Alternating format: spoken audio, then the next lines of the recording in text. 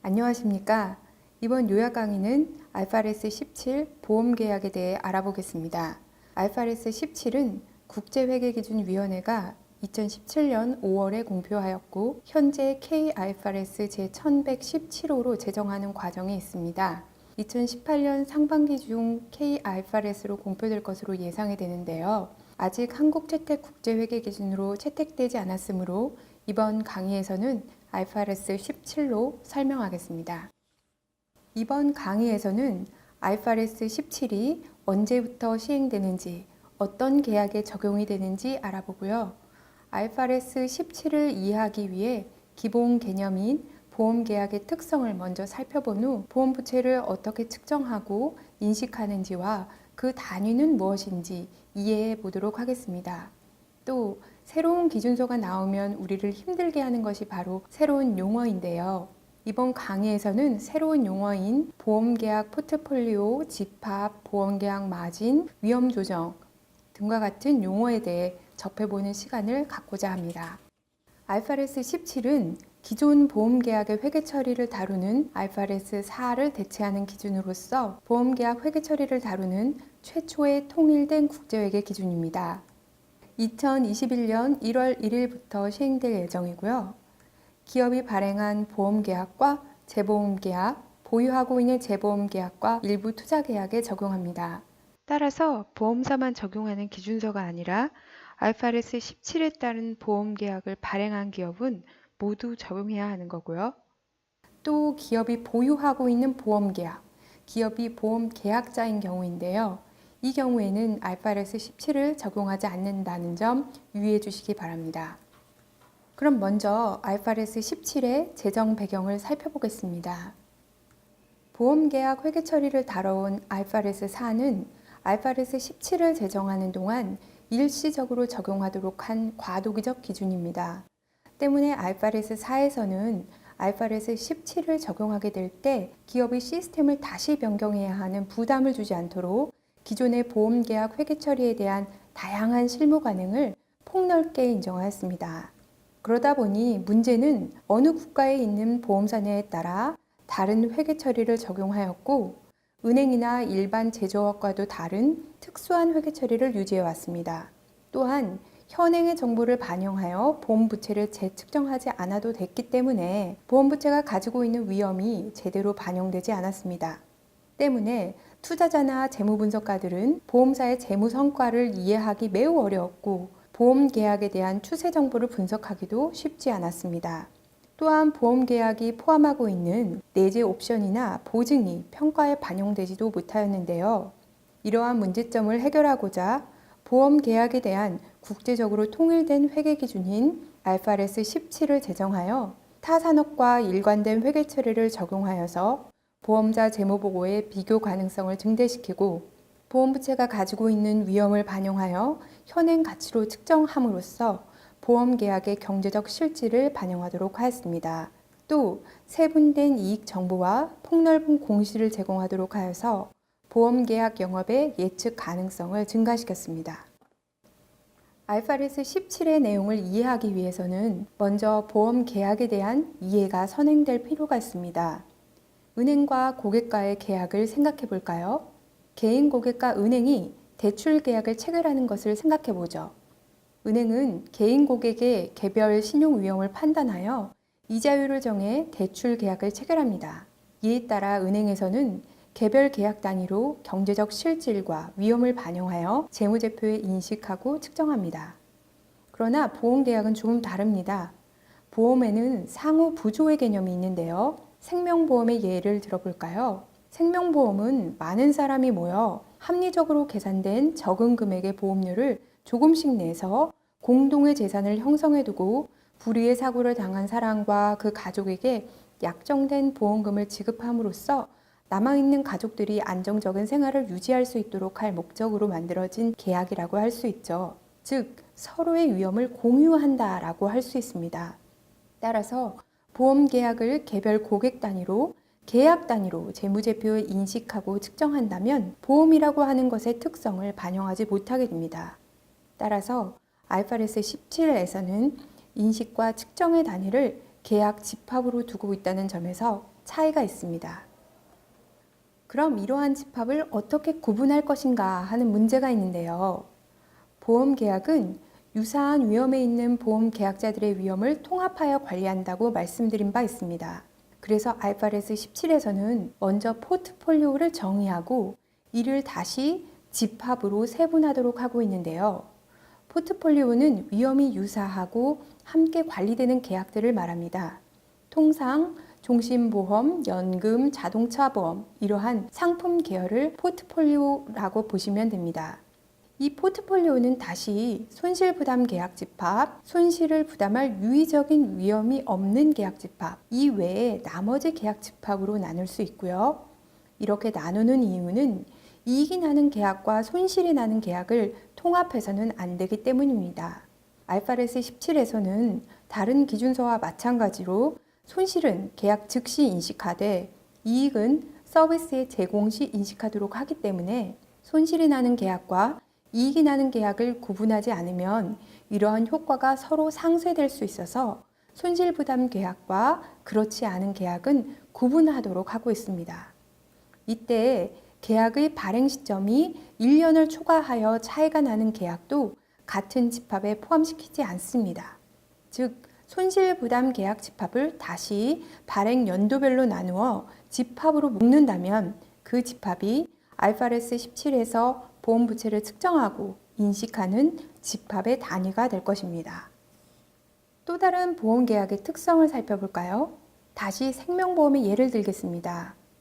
생명보험은 보험 가입자 또는 제3자의 생명을 담보로 일정한 보험료를 보험회사에 지불하고 보험회사는 피보험자가 사망할 경우에 보험 가입자에게 일정한 금액, 즉 보험금을 지불할 것을 약정하는 계약인데요. 생명보험료가 어떻게 구성되어 있는지 먼저 살펴볼까요? 생명보험료를 들여다보면 보험료는 4가지 주요 요소로 구성이 되어 있습니다. 먼저 보험사고인 사망이나 질병 시 지급해야 할 보험금과 보험계약의 발행으로 발생하는 설계사 비용이나 계약서 발행 등 각종 발생할 비용에 대한 대가가 포함되어 있습니다. 또 보험사건의 발생과 관련 없이 보험계약자에게 되돌려주는 금액인 저축요소, 즉 투자요소 부분이 있습니다. 보험계약을 통해 보험사가 얻고자 하는 이익도 포함이 되어 있으며 보험사고가 언제, 얼마나 발생할지 모르는 불확실성에 대한 대가로 받는 부분도 있습니다. 이렇게 보험료 안에는 보험금, 비용, 저축요소, 이익과 보험사건 발생으로 지급할 보험금의 불확실성에 대한 대가가 포함이 되어 있는데요. 보험계약 안에는 보험료를 지급받을 계약상의 권리와 보험금 등을 지급할 의무가 모두 포함되어 있다는 것을 상기한다면 앞으로 설명드릴 IFRS 17의 보험부채 측정 모형을 이해하는 데 많은 도움이 될 것이라고 생각합니다. 보험부채는 최초 인식 시점에 이행 현금 흐름과 보험계약 마진으로 측정합니다. 새로운 용어가 나와서 낯설으실 것 같은데요. 개념에 대하여 하나씩 한번 살펴보도록 하겠습니다.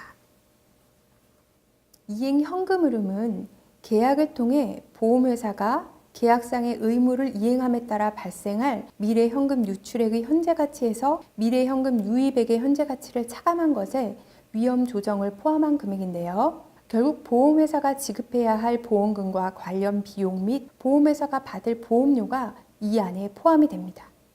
그런데 이러한 현금 흐름은 지금 현재 시점에 발생하는 것이 아닙니다. 대부분의 경우에 미래에 발생하게 되는데요. 따라서 현재 시점에서 미래의 현금 흐름을 측정하므로 시간 가치를 반영하기 위해 할인을 하게 됩니다. 또한 이러한 보험금은 언제 얼마나 지급이 될지 알 수가 없습니다. 그렇기 때문에 보험사 입장에서는 더 많은 부채를 인식해 두어야 하겠죠. 이 부분이 위험 조정입니다. 앞에서 보험계약은 보험료를 받을 계약상의 권리와 보험금 등을 지급할 의무가 모두 포함되어 있는 계약이다 라고 말씀드렸습니다. 때문에 보험계약 부채를 측정할 때는 현금 유입액과 유출액을 모두 고려했습니다. 따라서 총 보험료 유입액에서 계약상 지급할 금액을 차감하고 나면 마진, 즉 이익이 산출될 것입니다. 보험부채를 측정할 때 현금 유입액과 유출액을 모두 고려하도록 했으므로 유입액 중 유출액보다 큰 금액이 마진으로 인식되는 것이죠. 따라서 보험계약으로 향후 인식할 보험계약의 이익도 부채로 인식합니다. 이렇게 측정이 된 금액이 보험부채입니다. 보험부채는 후속적으로 자녀보장부채와 발생사고부채로 구성되게 됩니다.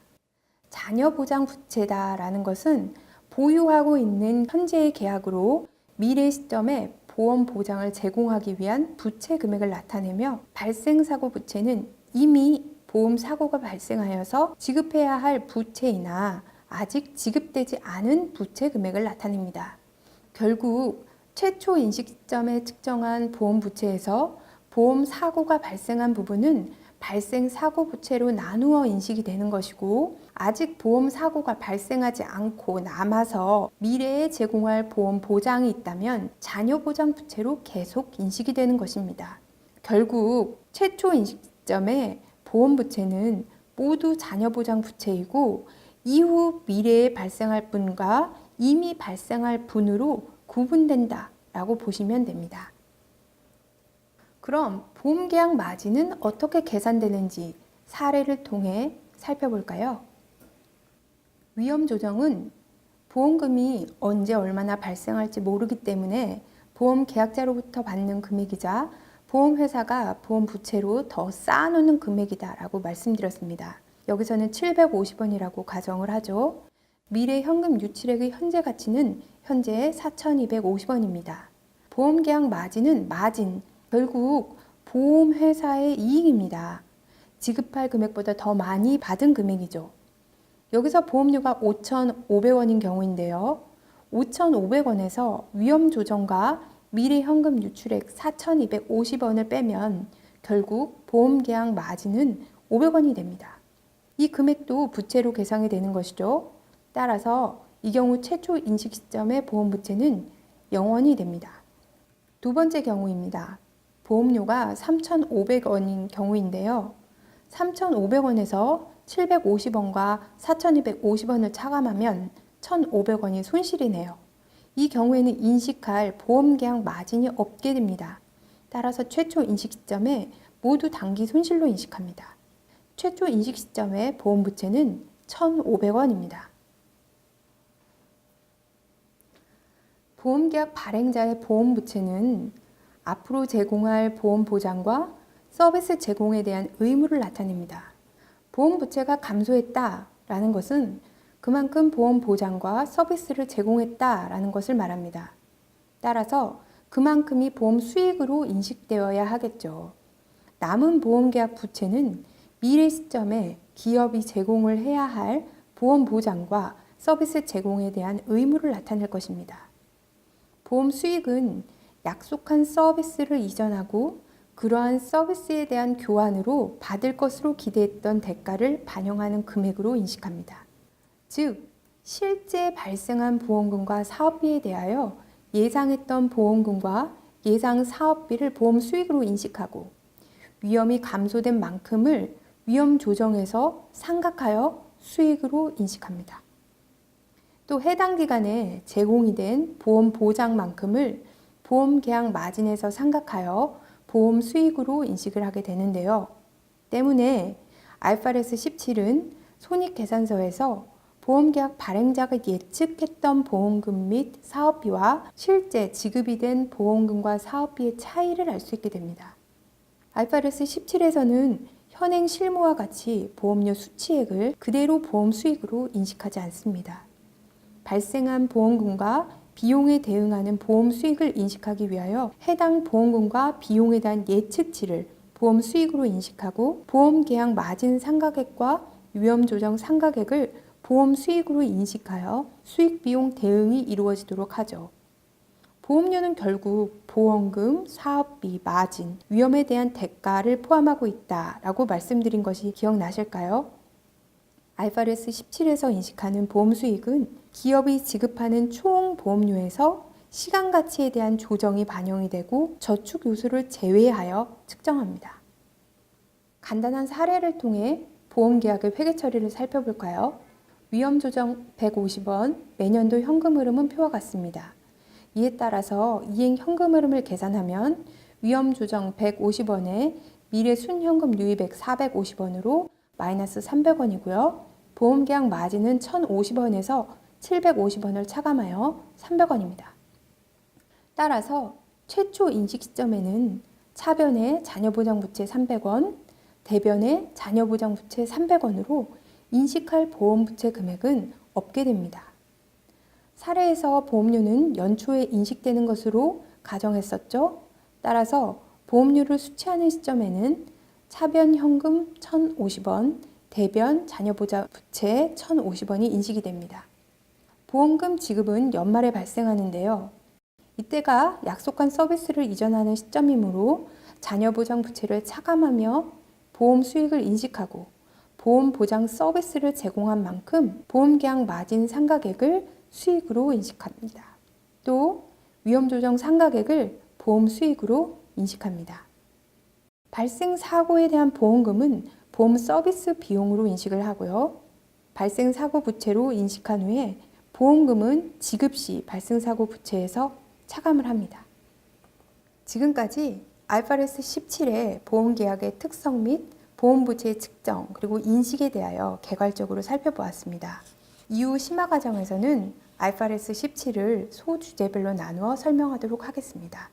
수고 많으셨습니다. 감사합니다.